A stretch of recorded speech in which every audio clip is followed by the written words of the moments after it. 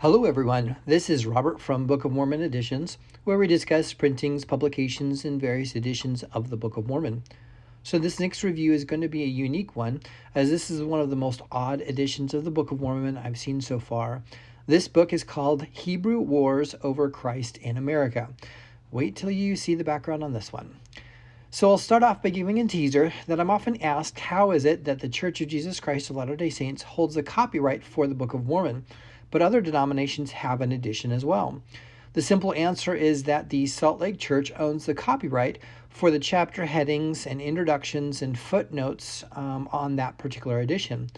It seems that the text of the Book of Mormon, now close to 200 years old, is in public domain and can be published without the Salt Lake inclusions. This is the case with this edition. It seems that in 1991, an unnamed individual read through the Book of Mormon at a Marriott hotel.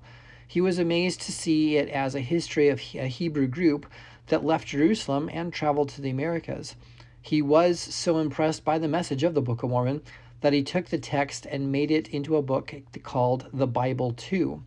This Bible 2 had about 5,000 copies distributed, often to the Native American reservations, with the hopes of helping them understand their place among the tribes of Israel. So the Church of Jesus Christ of Latter-day Saints found out about this edition and sent a demand letter to stop, followed by a suit for copyright infringement. The issue of copyright was a concern, and a settlement went out stating that the Bible 2 was a modernized text of the Book of Mormon and was not sponsored nor endorsed by the Church of Jesus Christ of Latter-day Saints.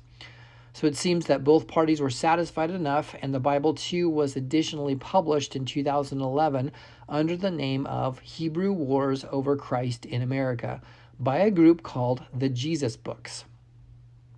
Since then, they have published other books regarding the nature of Jesus, and it's a pretty deep rabbit hole after that.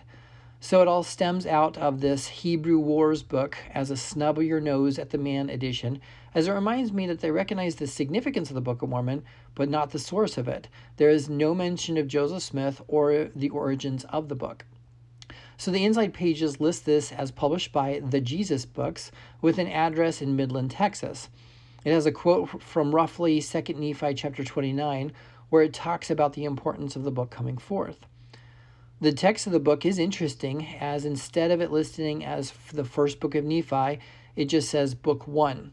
Second Nephi is book 2, and so forth. The verses match the Salt Lake versing, but the chapter breaks are different, as it matches the RLDS, or Community Christ system, originally matching the 1830 original Book of Mormon chapter breaks. For example, book 1 has 7 chapters.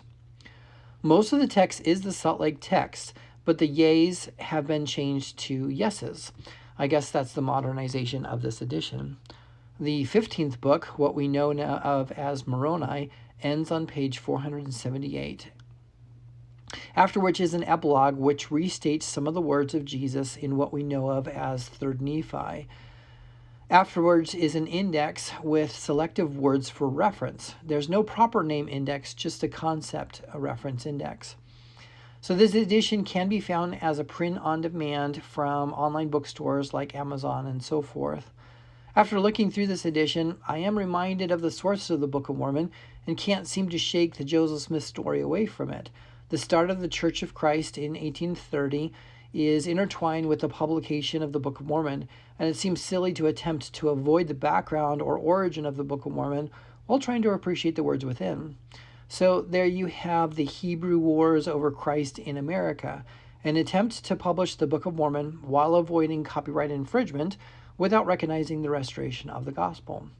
Feel free to comment down below if you've learned something new, and I look forward to publishing more material as time continues. If you have a specific or unique edition of the Book of Mormon that you'd like reviewed in this series, please contact me at bomeditions@gmail.com. Thanks, everyone.